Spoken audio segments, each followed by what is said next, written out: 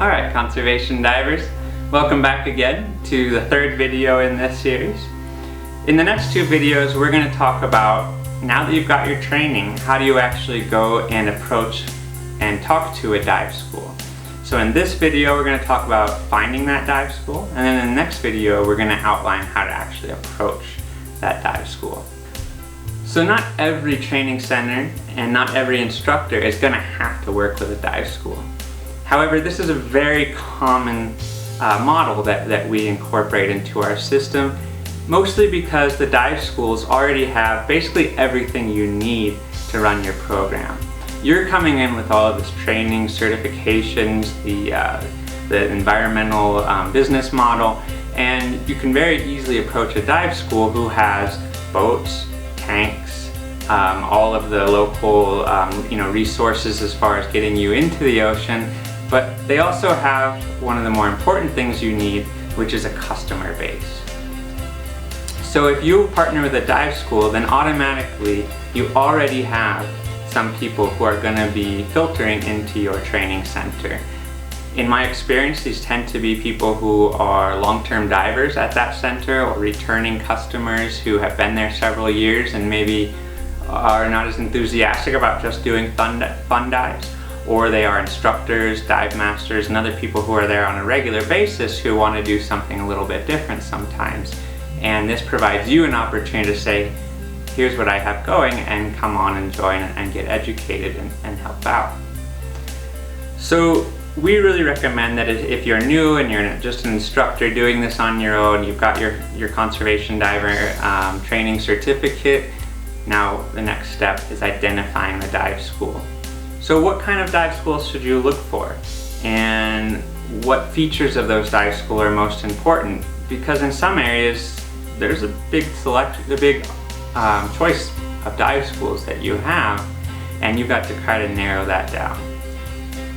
In most cases, the easiest one is if you already have a relationship with that dive school. So if it's somewhere that you did some training, you did your dive master or instructorship there, that's going to allow you to kind of have your foot in the door and approach them and talk with them. But if you're trying to move into a new area, then that's not always possible.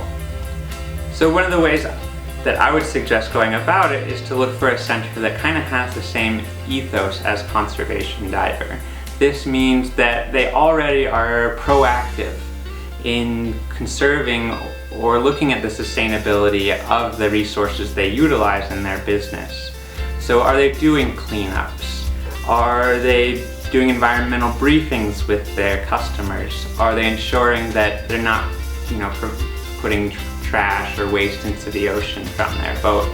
These type of very basic things, if they've fulfilled all those points, then that means that their mindset is already geared towards ensuring the long-term sustainability of their location, of the reefs or the area that they're utilizing in their business. So that's a good indicator. But then you want to kind of look for the ones that are maybe a little bit above the rest in that case. So look for the ones that are working with other organizations locally. This is also going to benefit you because this means that they have connections to the local community. And this is going to really help you when you want to start doing projects in the water, where you're going to start putting things into the water like artificial reefs and coral nurseries. You're going to need permissions from local and regional, provincial governments.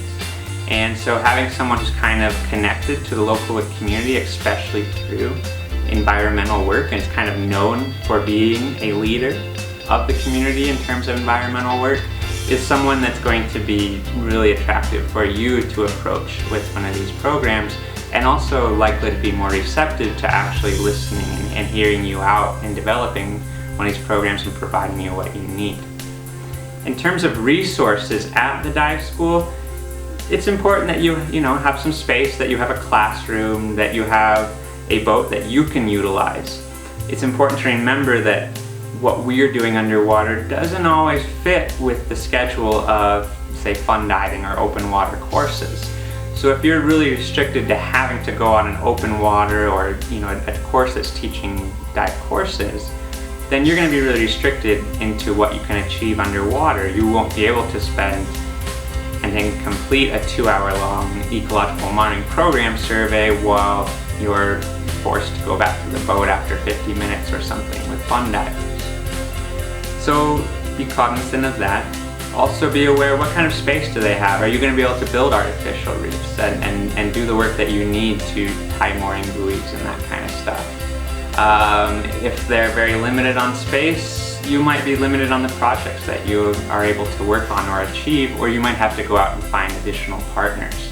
How far away are they from the ocean? If you plan to have tanks such as, sea turtle nurseries, giant clam nurseries, doing work with coral propagals or coral larvae on land, then you want to be in close proximity to the sea so that you can do regular water changes and all that kind of stuff. So those, I would say, are kind of secondary. There's kind of easier to get over those types of barriers than it is if you would join with a dive school who really doesn't support the work that you're doing. So I hope that kind of outlines what dive schools that you will look for in the future. And I bet a lot of you already kind of have some in mind, and it's just a matter of really figuring out how to kind of approach them.